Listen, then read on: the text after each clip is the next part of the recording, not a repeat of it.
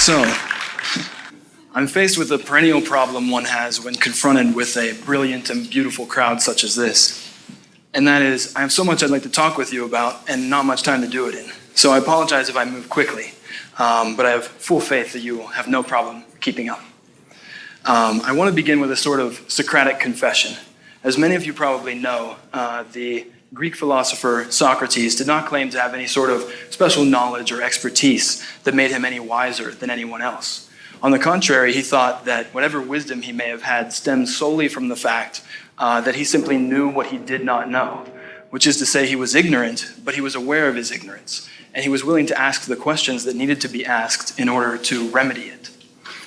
And he pretty much never succeeded in terms of finding any final answer or capital T truths. But that didn't matter because the value lay in the questioning itself. And so it's in that spirit in which I wish to proceed here today. And the question that I want to ask you is one that I first asked of myself a little over a year ago. And it's something that you're going to probably have two immediate responses to. One, you're going to feel mildly insulted. And two, you're going to think that you have an immediate and obvious answer to it. And that question is, do you have any friends? If you're anything like me, your immediate reaction to that question is, well, yeah, I have friends. I have a lot of friends. In fact, I probably have more friends than you. But that's kind of a knee-jerk reaction, right? It doesn't really tell us very much. And for me, that was an unsatisfactory answer. I wanted to dig a little deeper. So the question then became, do you have any friends with whom you are not Facebook friends? Or with whom you do not engage in any social media interaction at all? Okay, this is a little more interesting. Not that the answer to that question is particularly interesting, but that the fact that it can even be posed suggests that there's a tension between the real world, or real world relationships, and the online world. It's something that's worth exploring. Is there, or ought there to be, a difference between online and offline friendship? What has friendship become in the age of Facebook? So for me, being a student of history and of political theory, my first inclination when asking these types of questions is to look backwards at what others have thought about them in the past and to see what I can learn from them. So I have to apologize again, but I want to bring out my second Greek philosopher of the day, Aristotle. And Aristotle thought that there were three types of friendship. Friendship of utility, which is basically the type of relationship where individuals simply use one another as a means to an end.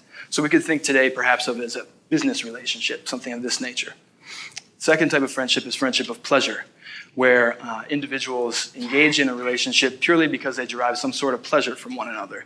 And that's where the relationship begins and ends. So we could think of kind of casual acquaintanceships, something like players on team sports or members of a book club, something of that nature.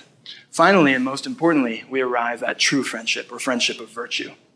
And this is the type of friendship, this is the real deal. This is the type of friendship that's created through sustained and intimate shared activity that occurs over time, to the point where, ideally, you truly come to identify with your friend as an extension of yourself. Their happiness is your happiness. Their sadness is your sadness. Their problems are your problems. Their good is your good. And if this sounds a lot like love, that's because it pretty much is. The Greeks had a much broader conception of love than we do today. And this particular type was called philia.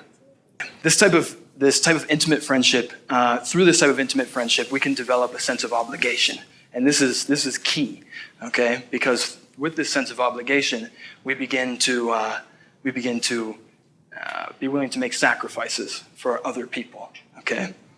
But what I mean by obligation and sacrifices is a willingness to make a small sacrifice of your own in order to better your friend, to increase their happiness, not simply because you feel that in so doing you may get something back from them in return down the road, but rather because you truly identify with them as an extension of yourself. By helping them out, you help yourself. And this is how friendship becomes important for politics and society in general. Because through this sense of obligation, we are able to better improve our society. We develop alongside this sense of obligation feelings or virtues that we supposedly value in a good liberal democratic society in which we live. Virtues like toleration, cooperation, a willingness to make concessions, the ability to see things from others' perspectives. in a world in which we face increasingly global problems, we need to find a way to relate to others at this level of intimacy that we feel for our friends, right?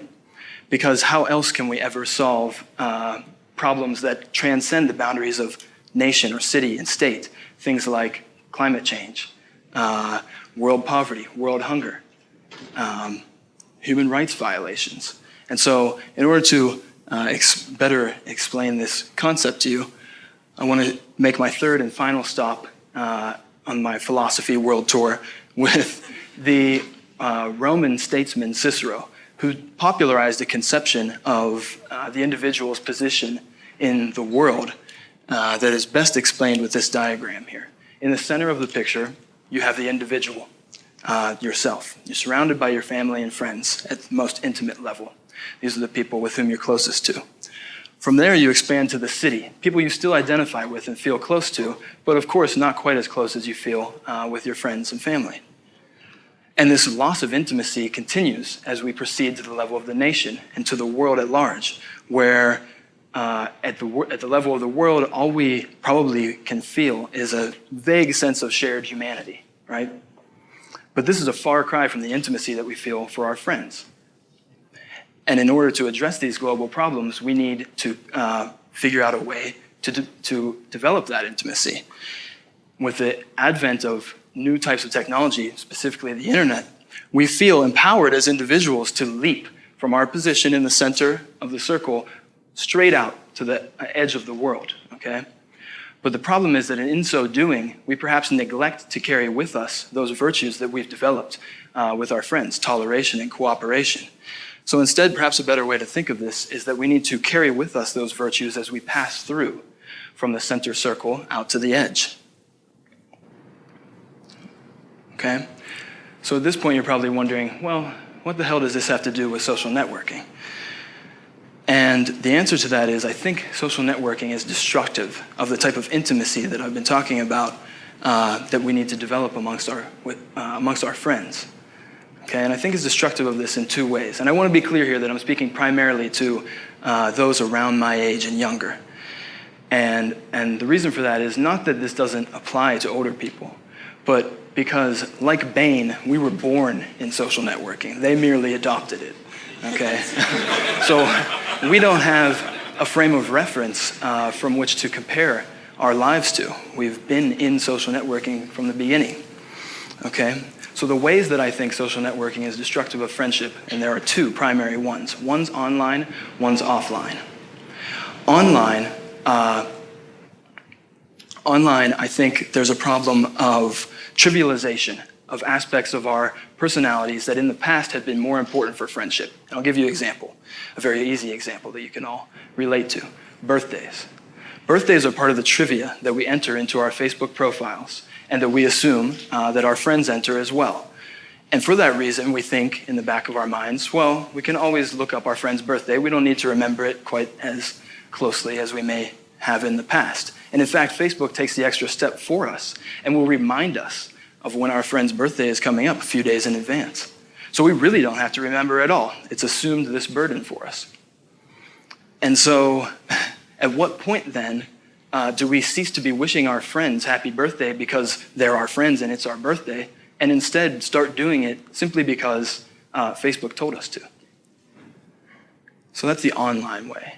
The offline way, which I think is perhaps even more pernicious, ironically enough, is I can also illustrate for you with an example.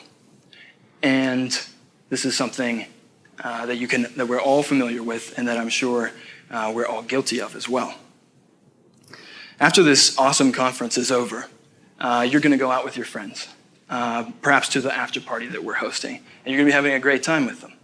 And you're going to be having such a great time that your hand is going to start shaking. And you're going to feel the urge to reach down into your pocket and pull out your phone, right? Or your purse and pull out your phone. And you're going to leave your friends and you're going to enter the world of Facebook, okay? Because you need to tell the internet what a good time you're having, how much fun you're having. But the problem is that when you do that, you cease to be having fun. You're no longer having that fun time because you lose the thread of conversation. You break eye contact with that cute girl or guy across the bar and they leave. Your drink is empty. The music has changed on the stereo. The sun is setting. The night's over. And you go home alone so you can stare at yourself online some more. Okay?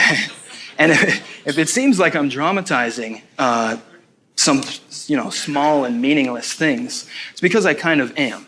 And they are small, but they're not meaningless. And that's because they are but a few of many, many, many small things. And this is why I think social networking is changing our conception of friendship through a process of creeping normalcy, which is where something changes bit by bit, gradually, over time, so slowly that we don't really notice that it's happening until it's too late, and we realize suddenly that the thing is totally different than what it once was. Okay? So, what can we do about this? How can we reclaim intimacy and perhaps harness it to apply those virtues of toleration and cooperation that we develop through intimate friendship to combat the problems that face us on the global level? Well, I think part of the answer to that lies in changing our attitudes towards social networking. And so I want to leave you with a challenge that you can accept here today. And that is, after I finish, there are going to be 2 speakers, and then we're going to have a brief intermission. Now, these speakers are going to be phenomenal, and you're going to be spellbound by them.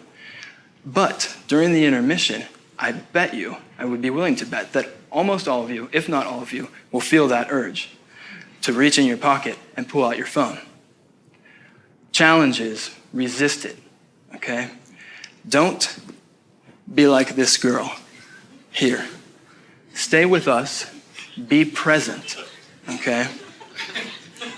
And strike up a conversation with whoever's next to you. Chances are, you're cool and you're here, so they're probably pretty cool too. So strike up a conversation, or come find me and we can have a conversation if you're not altogether tired of hearing me talk yet. And I guarantee you that if you do this, you will be able to answer that question that I posed at the beginning of my talk. Do you have any friends? With at least one yes. Okay? Thank you.